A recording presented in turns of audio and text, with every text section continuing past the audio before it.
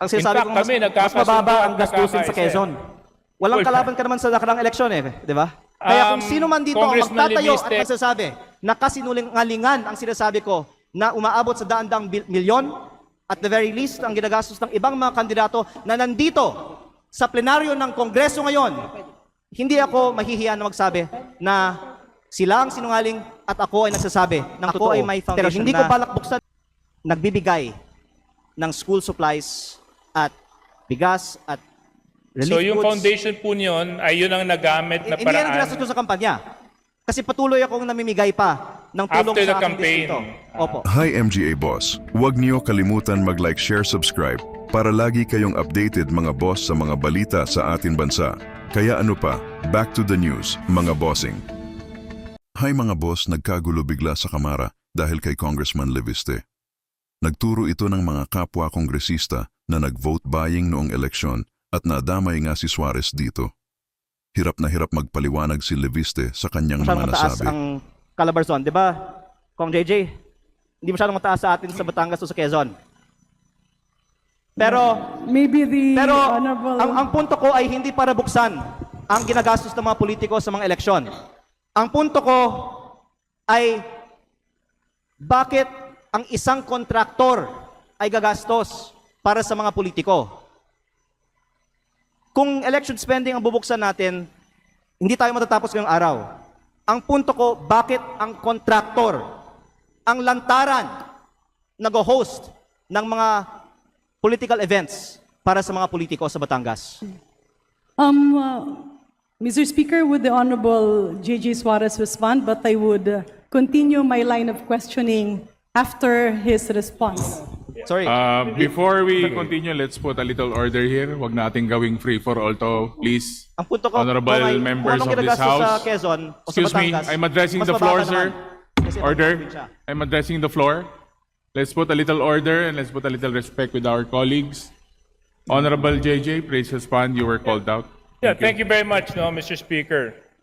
I found it a little bit offensive that all of a sudden a dear colleague of mine would call out my name during his collective and personal privilege. But nevertheless, insofar as my name was called and he asked me, let me just respond with a few queries of clarificatory in nature. Am I allowed, Mr. Speaker? Please proceed. Kanina po na pinakikinggan ko ang pananalita ng ating kinatawan mula sa Batangas. Binanggit niya na may mga halagang ginamit sa kampanya. Totoo po ba ito?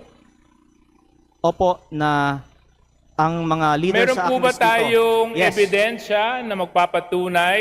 Meron po bang dokumento? Meron po ba tayong hawak na anumang sinumpang salaysay na magsasabi na ganito nga po talaga ang nangyari?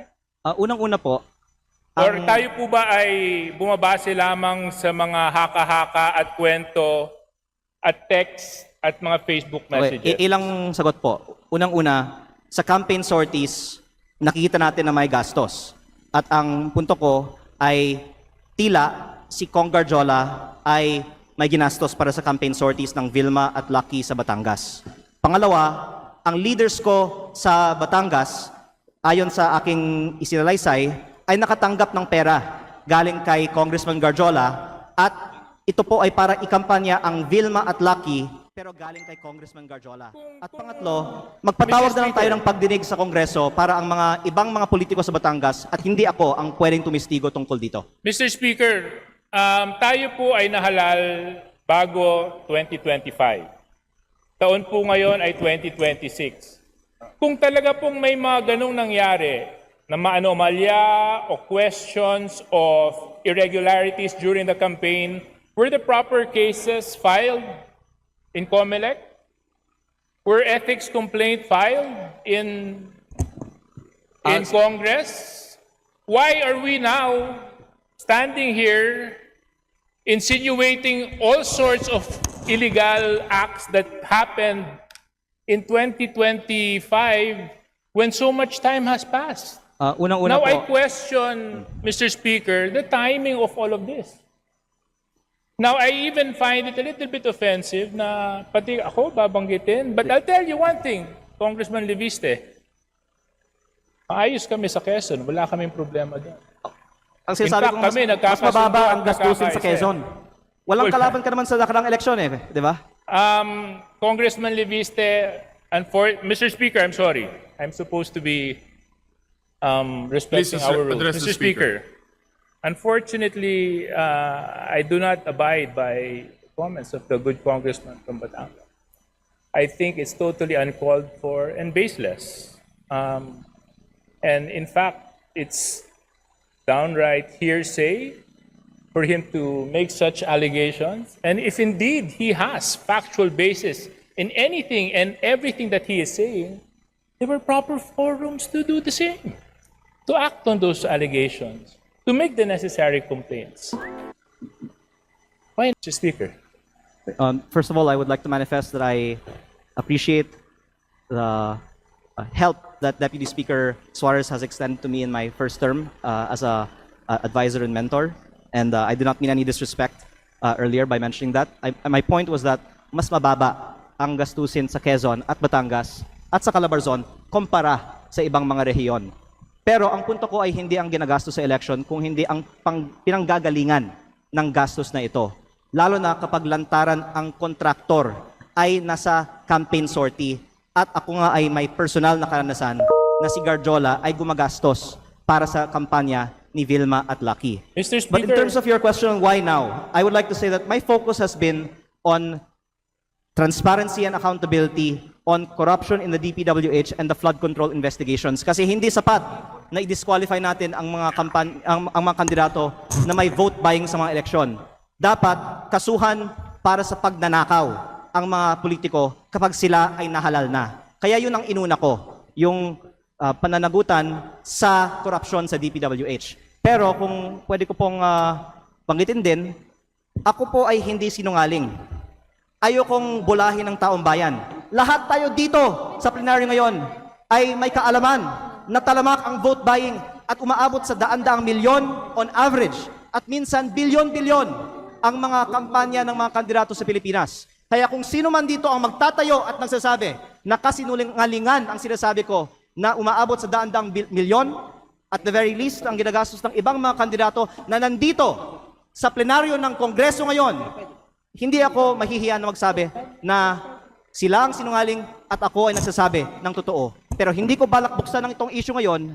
Ang binubuksang issue ko ngayon ay bakit ang kontraktor ang lantarang gumagastos para sa kandidato, meron bang kapalit ang ginastos ng kontraktor na ito?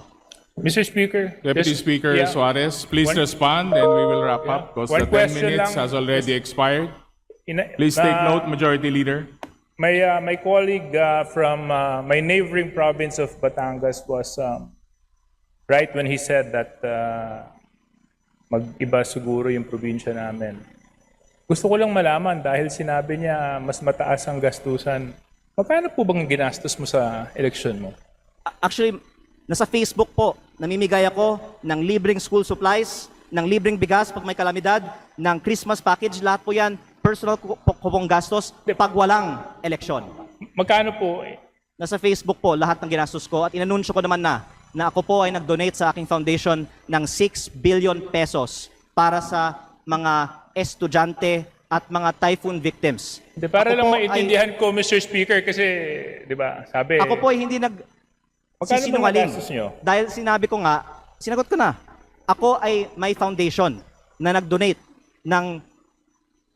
Ako ay may So yung foundation niyo yung gumastos sa kampanya ninyo na 6 na bilyon? Tama po ba yun? Hindi po. Ang sinasabi ko, ako ay may foundation na nagbibigay ng school supplies at bigas at relief So yung goods. foundation po niyon ay yun ang nagamit na Hindi yan ang ginastos paraan ko sa kampanya.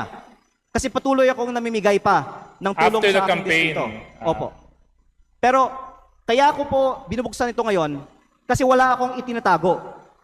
Naka-post sa Facebook yung mga ipinamimigay ko kasi yan ay hindi kapalit ng boto. At ayaw ko na magkukunwari tayo dito bago ko pa papangalanan ng ibang mga nakatayo sa Kongreso ngayon na balita ko ay may mataas na presyo ng bilihan sa kanilang mga eleksyon na itanggi natin dito na talamak ang vote buying. At mataas na spending sa mga kampanya sa Pilipinas. Ang pinupunto ko lang po ngayon ay sa mga nakalap kong impormasyon, si Garjola ang gumastos para sa mga rekto sa Batangas. Please wrap up, honorable members. Yeah, I'm Final just... response. Yeah, Mr. Speaker, thank you very much for the time. Medyo nalito lang ako. Parang ang dami na natin pinuntahan na topic, from vote buying to business associates, to may also oras to naman tayo. partnerships, and to... Mr. Speaker, can we have like 2 hours for this interpellation? My point is, Mr. Speaker, is there was a proper venue, there was a proper opportunity to take the legal recourse to address whatever concerns and allegations the good congressman. We had all of this. And I hope that we avoid grandstanding and taking opportunity of the podium and the bright lights of Congress to set aside our political interests and use the proper forum so that in such a way we can live by the rule of